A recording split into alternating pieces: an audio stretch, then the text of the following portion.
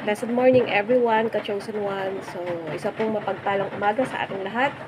Ah, Isang maulang umaga po sa ating lahat sa araw ng Sunday po.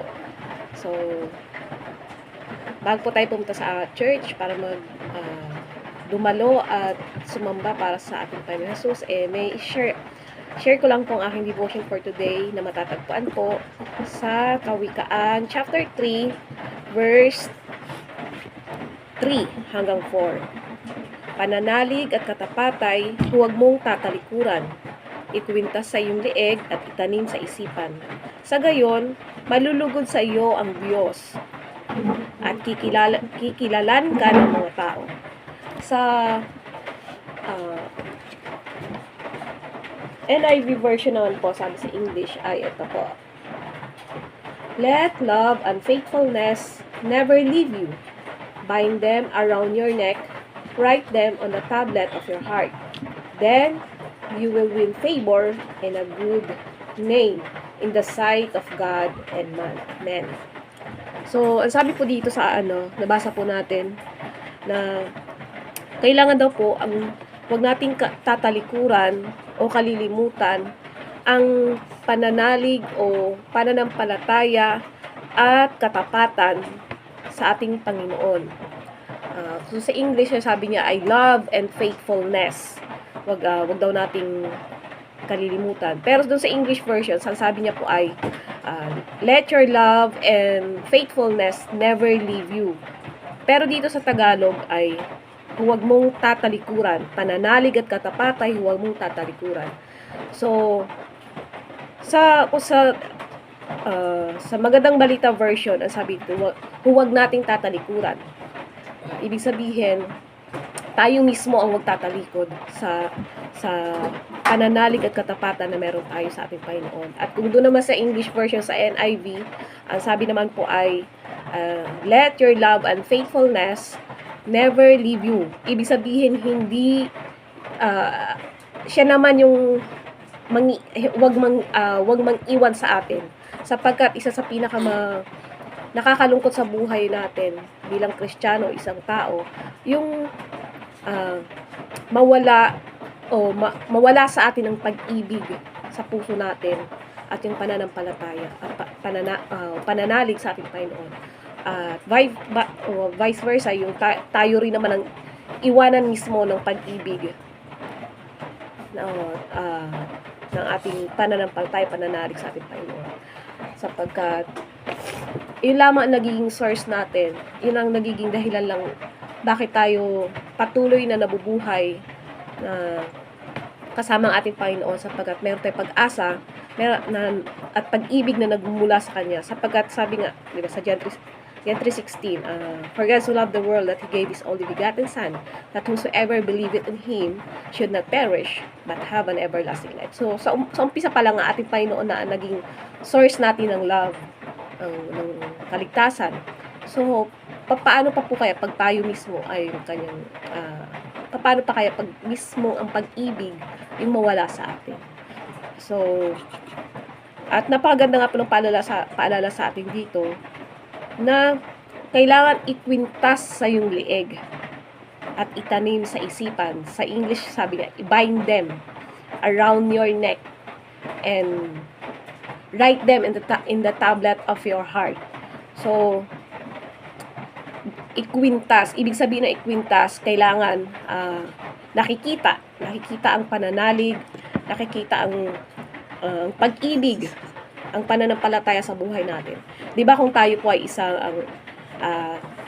kung meron bilang tao, kapag meron tayong alahas o jewelry, 'di ba natutuwa tayo na ipakita iyon?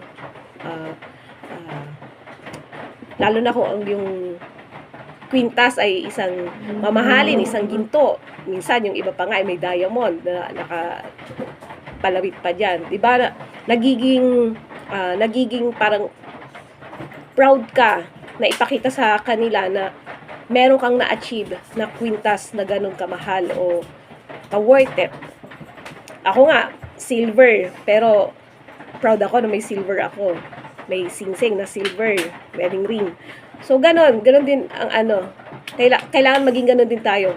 Kailangan maging proud tayo na ikwintas yung pag-ibig at pananalig natin sa ating Panginoon Jesus, pananampalataya natin sa Kanya. Sapagkat, di ba kapag yung ibang tao, hindi naman madalas, pag may nakikita silang adorno o ano, palamuti sa yung katawan, di ba madalas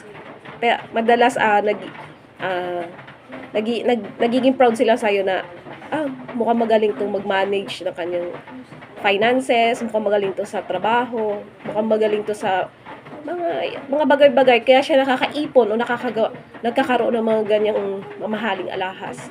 Ganun din sa atin sa spiritual life.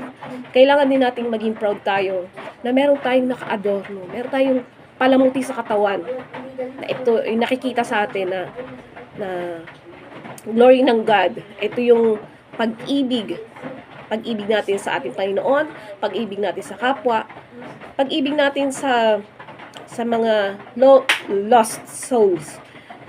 At makita rin sa atin yung isang pananampalataya na kahit anumang nangyayari sa buhay natin, sa situation ng buhay natin, nakikita nila na, kahit na mukhang lugmok na to sa sobrang dami niyang pagsubok, pero nakikita nila na nang dahil sa Panginoon, nagiging malakas ka pa rin. Patuloy ka nagpupursige na hindi mawala sa iyo ang pag-ibig at pananampalataya na ibinigay sa atin natin Panginoon Jesus.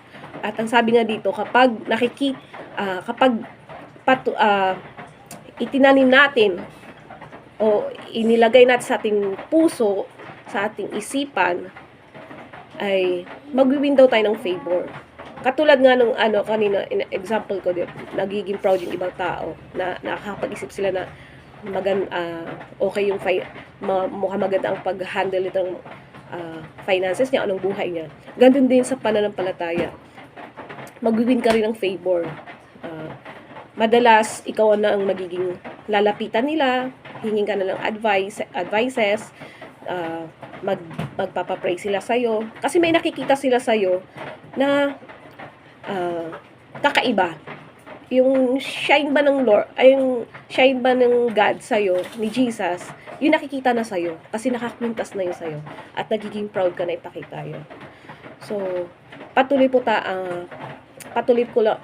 tayong magpalakasan, patuloy po nating huwag kalilimutan ang pananampalataya at pag-ibig na meron tayo sa ating Panginoon. At patuloy din natin itong ihayag sa pamamagitan ng ating mga kilos, sa salita at sa gawa. So, nawa po ay nabigyan po kayo ng inspiration o konting inspiration sa umagang ito sa aking daily devotion po. So, maya-maya po pupunta rin po tayo ng church para umaten. Pinapatila lang po natin ang ulan. So, God bless po everyone and have a blessed Sunday po sa ating lahat. God bless.